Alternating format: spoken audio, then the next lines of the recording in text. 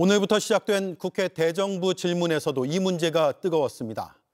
야당은 이재명 정부 독재 시작이라고 주장했고 여당은 내란 세력을 청산해야 한다고 맞섰습니다. 고성이 터져나오기도 했습니다. 강희영 기자입니다. 국민의힘은 민주당이 대법원장 사퇴를 촉구하고 대통령실도 이에 결을 같이 하고 있다며 강하게 비판했습니다. 자신에게 불리한 판결했다는 이유로 임기가 헌법상 보장된 대법원장 사퇴하라는 것이 삼권 분립의 붕괴를 의미하는 것 아닙니까? 삼권 분립을 해야 하는 특별한 언급을 어떤 것을 갖고 말씀하시는지 모르겠습니다. 사퇴 촉구가 촉발된 민주당의 내란특별재판부 추진에 대해서도 정부를 강하게 몰아붙였습니다. 판결도 특별재판소와 일관 공정을 만들어서 마음에 드는 판결을 끄집어내겠다는 것 이상 이하도 아니다. 이것은 독재의 시작이라고 저는. 민주당은 내란 세력 청산이 필요하다는 말로 맞섰습니다. 내란 좀비들이 모든 권력, 검찰, 경찰, 윤석열 정권의 내각, 그리고 군대, 그리고 국민의힘, 사법부까지 침투해서 또아리를 털고 있습니다. 위헌정당 해산 심판을 언급하며 국민의힘을 압박하기도 했습니다. 국민의힘 정당 해산 심판은 윤석열의 유죄가 확정되어야만 가능합니까? 그렇지 않습니다. 정당의 목적이나 활동이 민족 기본 질서를 위배했는지 아닌지를 그런 요건에 맞춰 종합적으로. 여야 공방이 가열되면서 본회의장 곳곳에서는 고성이 터져나왔고 민주당이 시급히 해야 할 일이 무엇인지 알려주도록 하겠습니다. 그것은 바로 이재명 대통령 탄핵 소추안을 발의하는 것입니다. 우원식 국회의장이 중재에 나서기도 했습니다. 비상계엄은 판단하기에 따라서는 인명피해도 없었죠. 짧은 시간이었죠. 이보세요. 들어보세요. 대정부 질문이 진행 중이니까 조금 들으시죠. 국회는 내일 외교통일 안보 분야에 대한 대정부 질문을 이어갑니다. JTBC 강희연입니다. 한학자 통일교 총재가 건강 문제를 이유로 세 번째 소환 통보에도 나오지 않았습니다. 대신 자진 출석하겠다며 날짜를 2개 제시했습니다. 특검은 원칙대로 하겠다며 체포영장 청구를 시사했습니다. 윤정주 기자입니다. 통일교 한학자 총재는 지난 8일과 11일에 이어 오늘까지 3번 연속 특검의 출석 요구에 응하지 않았습니다. 건강 문제를 이유로 불출석 사유서를 제출했습니다. 대신 모레인 오는 17일이나 18일에 자진 출석하겠다는 입장을 냈습니다. 이를 두고 내일 국민의힘 권성동 의원의 구속심사 결과가 나올 때까지 시간을 벌려하는 것 아니냐는 지적이 나옵니다. 권 의원은 통일교로부터 1억 원의 불법 정치 자금을 받은 혐의를 받습니다. 특검은 한 총재 측이 출석 날짜를 정한 건 일방적인 의사통보란 입장입니다. 특검 관계자는 자진 출석 의사와 무관하게 법과 원칙에 따라 수사 일정을 정하겠다고 말했습니다.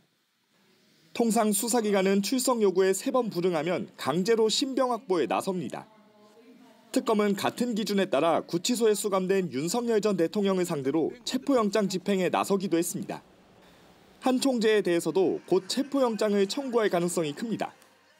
특검 입장에선 통일교 2인자인 윤영호 전 본부장, 금품 전달자인 건진법사 전성배 씨, 수수한 김건희 씨까지 구속한 만큼 지시자로 지목된 한 총재에 대한 수사 강도를 높일 수밖에 없습니다.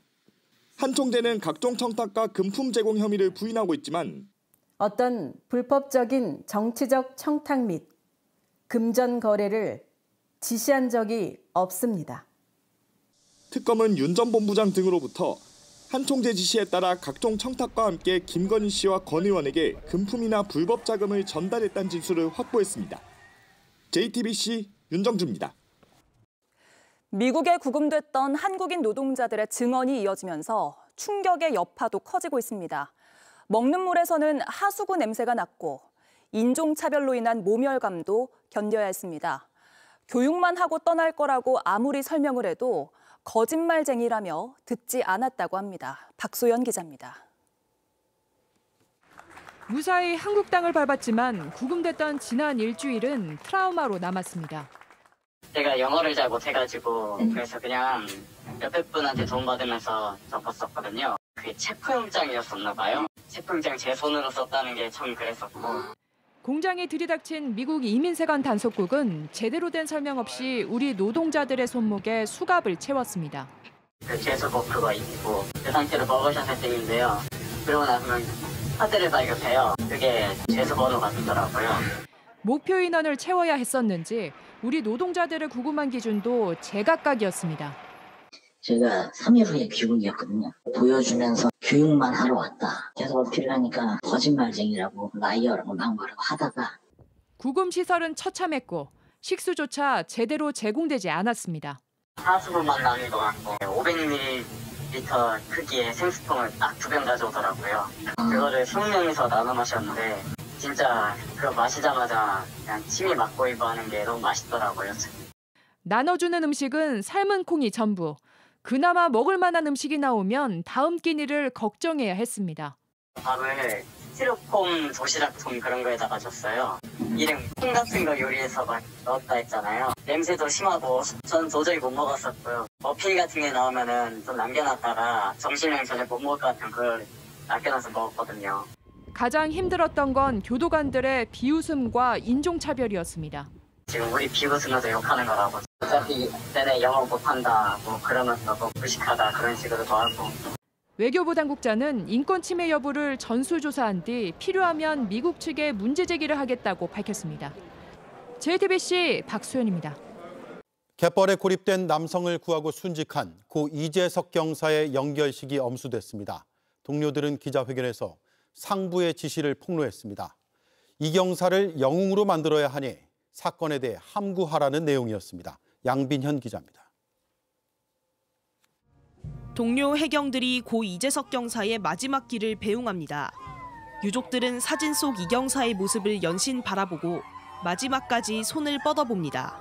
지난 11일 갯벌에 고립된 70대 중국인 남성을 구하고 세상을 떠난 고 이재석 경사의 연결식이 엄수됐습니다. 연결식에 앞서 이 경사와 함께 당직을 섰던 팀 동료 4명은 기자회견을 열었습니다. 이들은 이 경사가 홀로 출동한 것에 대해 있을 수 없는 일이라고 강조했습니다. 해경은 순찰, 또 2인 1조도 하게 되어 있고 심지어 식사나 편의점을 이동할 때에도 혼자 이동하는 경우는 없습니다. 당시 팀원들은 새벽 3시까지 휴게 시간이었고 순찰 드론 업체의 전화를 받고서야 이 경사의 출동을 알았다고 했습니다. 팀장이 신속한 대응을 하지 않아 구조가 지연됐다는 겁니다. 사전에 팀장님으로부터 어떠한 상황, 내용을 전혀 전달받은 바가 없기 때문에 재석이 왜 혼자 보냈나요? 라고 정확히 물었을 때 돌아온 답변은 그때 당신은 위험하지 않았어 라는 답변이었습니다. 사건 발생 뒤 인천해양경찰서장과 영흥파출소장이 함구하란 지시를 했다고도 폭로했습니다. 고 이재석 경사가 발견되고 응급실로 실려가는 시기였습니다. 그 정신없는 와중에 재석이가 저렇게 된 것은 안타깝지만 재석이를 영웅으로 만들어야 한다. 서장 지시사항이다.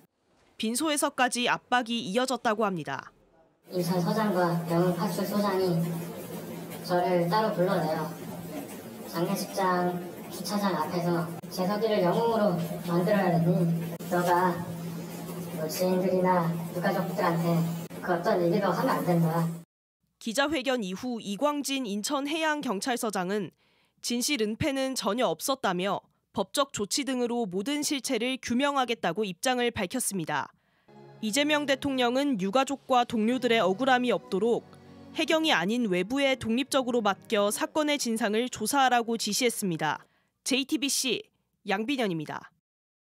이틀 전 인천의 해병부대에서 총상을 입고 숨진 병장을 포함해 최근 군에서 총기 사망 사고가 잇따르고 있습니다. 국방부가 전군을 상대로 특별 진단에 들어갑니다. 총기 관리부터 장병 정신건강 관리까지 샅샅이 들여다보기로 했습니다. 조보경 기자입니다.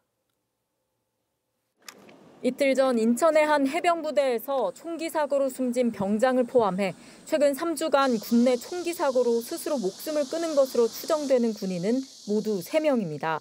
이틀 전엔 인천 해병부대에서, 지난 9일엔 대구에서, 지난달 23일엔 최전방 GP에서 근무 중이던 군인들이었습니다. 군인 아파트에서 스스로 목숨을 끊은 초급 간부를 합하면 사망자는 4명으로 늘어납니다. 폭발 사고도 잇따랐습니다. 지난주 하루 사이 각각 공군과 육군에서 훈련 중 폭발로 모두 17명이 다쳤습니다. 각종 사고가 잇따르자 국방부는 내일부터 모든 군인과 군무원을 대상으로 전군 특별부대 정밀 진단에 돌입합니다. 병영 생활과 교육 훈련, 작전 활동 간 발생 가능한 사고 예방, 그리고 총기 및 탄약 관리 실태, 응급 의료 체계, 정신건강 관리 시스템 등을 중점적으로 점검할 예정입니다. 그동안 부대 정밀 진단은 필요에 따라 각급 부대별 지휘관이 결정했지만 이번엔 안규백 국방부 장관의 지시로 전군에 걸쳐 시행됩니다. 앞서 안 장관이 지난 5일 전군 지휘관 회의에서 사고 예방 등을 강조했지만 이후로도 끊이지 않는 사고에 내놓은 조치입니다. 지난 9일 대구에서 숨진 채 발견된 대위의 경우 다른 사람의 총기를 부대 밖으로 가지고 나가는 등 총기 관리도 문제가 됐는데 이 시스템 등을 전반적으로 점검하겠다는 겁니다. 부대별로 장병들의 정신건강 관리는 어떻게 이뤄지고 있는지도 들여다봅니다. 국방부는 2주간의 정밀 진단을 통해 기존 매뉴얼과 최신 지침을 모든 인원이 준수할 수 있도록 교육도 병행하겠다고 밝혔습니다. JTBC 조보경입니다. JTBC 뉴스를 시청해 주셔서 고맙습니다. 저희는 저녁 6시 30분 뉴스룸에서 뵙겠습니다.